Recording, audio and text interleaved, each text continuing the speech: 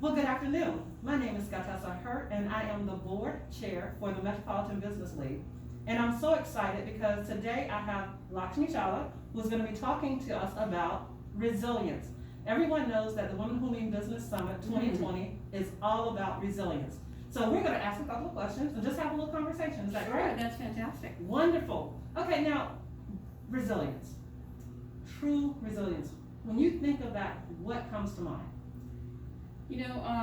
What comes to mind is almost like a forward propelling energy that has the ability to recalibrate and overcome hurdles along the way. And at each recalibration, it just keeps getting stronger and stronger. Oh, I love that. Because I think in this time of what we're living in right now, we have to recalibrate and recalibrate and recalibrate Right. every time we turn around. So I love that. Now, when it comes to business, before you started your law firm, what was the one thing that you were like, okay, I'm nervous about starting it, I think this is gonna happen, but it never took place? I'll have to tell you, it's complacency.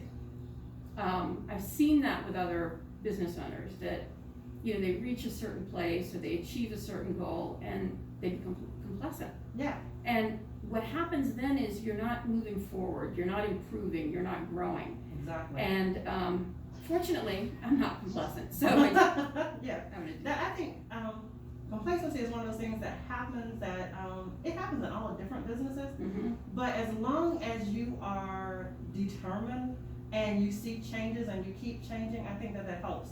Now, that's big. Yeah, and I was gonna say that it's also when it helps where you're not looking at competition from, here's another law firm, or I'm competing with myself. Exactly. And so every day I wanna get up and be the best possible version of myself that I can possibly be. I agree. And I think that helps because then you're not focused on the wrong thing. Right. And I think that's important. Now, what would you say has been one of your biggest hurdles that you've had to overcome as a woman business owner? Oh my gosh. How many hours do you have?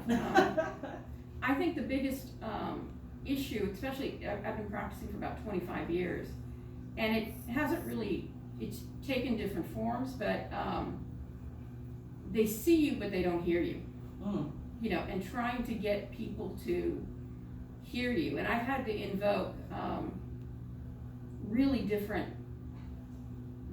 strategies to make sure that was heard.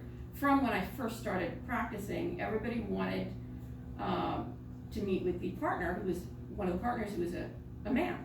Of course. And because and so I really tried looking the part of back in the day, cut my hair short, tried to wear man-like clothes, until I realized I'm never gonna be that middle-aged man. Exactly. Right? Exactly. So I gotta be true to who I am. So a few years ago, many years after that, I was on a panel where there was a VP of Lenovo, someone from SAS, and then Bill Gates' father's law firm, one of the partners from there, and there was me. We were talking about expanding globally. So first of all, the MC kept saying the name Challa Law wrong throughout the whole time. And then these very successful individuals would get up and say, my team, this team did this, and that team did this, and this is how you expand globally. And I got up and I said, well, first, you all have to know what my name is. You're saying the name wrong. It's Challa Law Firm. And I started singing the Jim Morrissey song, Brown Eyed Girl. And that chorus in the middle? Yep. And I sang that, and then I said, I am my team. So this is what I did. And I was able to give the folks point by point as to what they needed to do to expand globally. And I didn't let myself get intimidated by the fact that Exactly. I just said, I can be just who I am and speak. And so afterwards, every time one of the folks in the chamber, this is in North Carolina, came up to me, they'd sing, they'd sing the chorus of Brown Eyed Girl. Of course. But they told me that, they're all small, medium-sized businesses. They don't have teams either. Exactly. But being global now is not something that is just a issue for large companies, you can be Mhm. global as a, Small company. exactly. Yeah. So it was very helpful. So it's taught me that in every circumstance, when they don't, when they only see you, they don't hear you, you sing a song, do whatever you can, but you make sure that they hear you. That's what the, Yeah, I love that. Now, I know Lakshmi, when we asked you today about doing this, it was one of those things that I'm sure you were like, oh gosh, an interview in the midst of COVID. But, see, there's another reason that we're here today. And I'm gonna ask my other participants if they would please come up at this time, because we have a little bit more to talk about. oh, Really? are we gonna do more questions? Oh, even better. Okay, so one of the things that we're really excited about is our 2020 Virtual Women Who Mean Business Summit. And this summit is all about resilience. And if you've ever looked up Lakshmi before and looked at the Challa Law Group, you will see resilience 10 times over. And one of the things that we always do on a yearly basis is we always look for a woman who recognizes and portrays what we look for as our Woman of the Year. And this year, our 2020 Woman of the Year is Lakshmi Challa. Oh my God!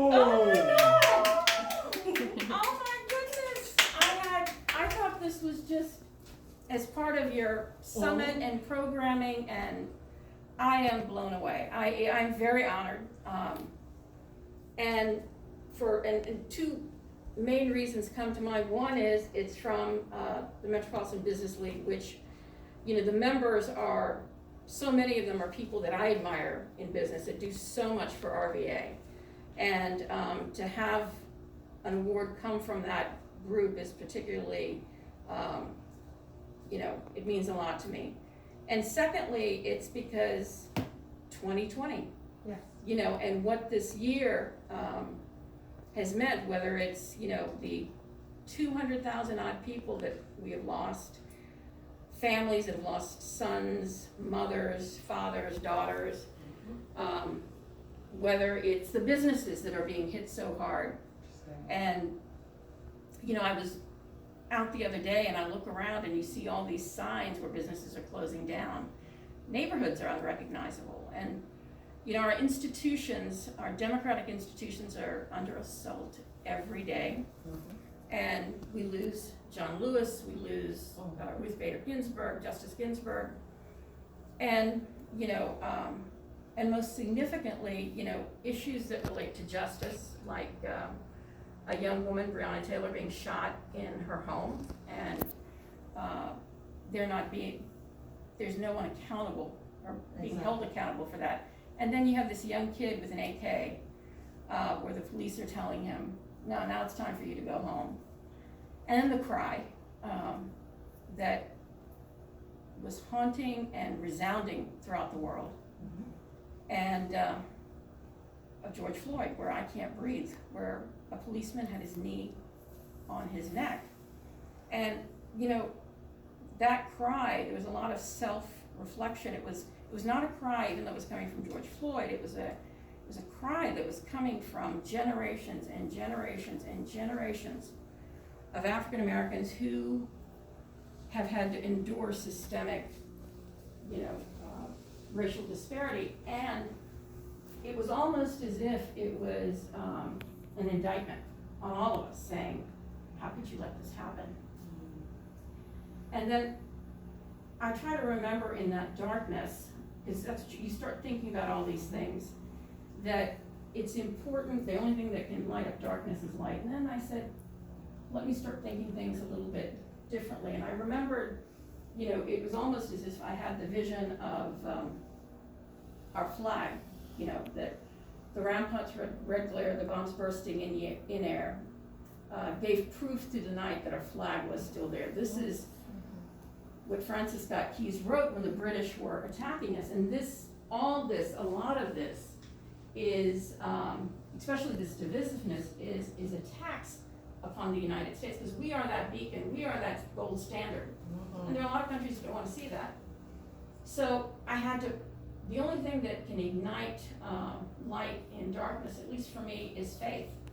So I started thinking about all the first responders that are risking their lives selflessly, that gave me faith. I started thinking about the small businesses, a lot of restaurants that I know locally that even though they're hurting economically, they were so giving of their food to hospitals and, other areas to make sure that they were taken care of.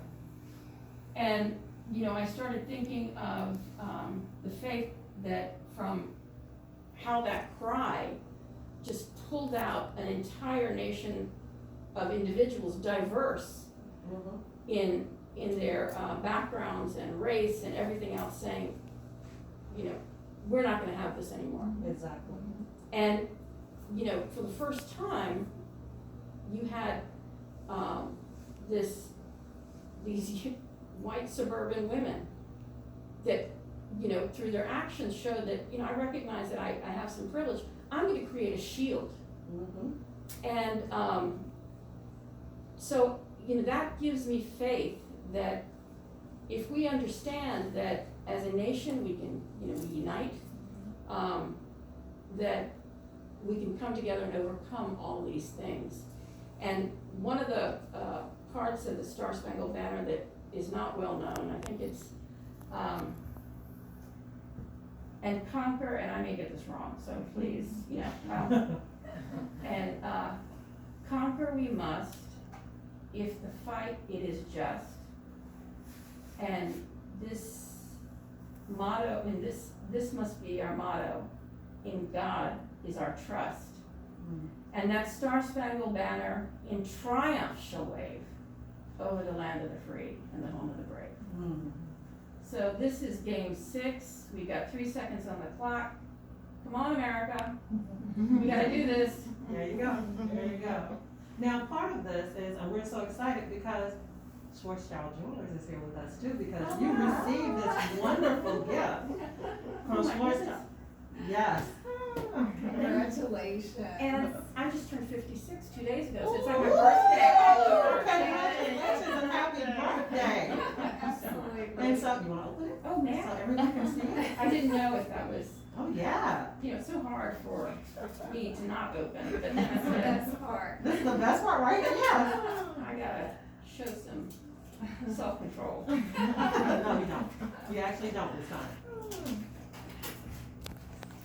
I mean, this has all just been, I thought I was doing another. Well, thanks to your staff for Yeah, your staff has been put together amazing. a huge surprise. Oh my goodness, it is beautiful. Oh, Party. Oh my God, I love it. I love it. And I would like to wear, the hoops. So these are absolutely lovely. Oh, and they go great with Max. I'm just saying. Your hair won't hide them. Your hair will not hide. I just need a mask that's like yours. Right. We will make that happen. We will make that happen. But thank you so much. And like I said, most significantly, in this most difficult year, I can't thank you enough for thinking of me. I think one thing that's wonderful about Richmond is we've got, we are in great supply of dynamic, wonderful women. And, to get an award, especially on resilience, I think, in order to be a female businesswoman, that's gotta be one of the, you've gotta have it. You've got it. Yeah. Yeah, So thank you so much. Thank you so much. And we want to take this time also to thank Schwarzschild Jewelers, who's been our partner for, I don't know how many years, but years, in being able to present such beautiful awards to our Women of the Year. And we are so happy to have them with us again this year. And again, this is the Women Who Mean Business Summit, and it is about resilience. So we are excited. Yes. Thank y'all for looking. Thank you. Thank you.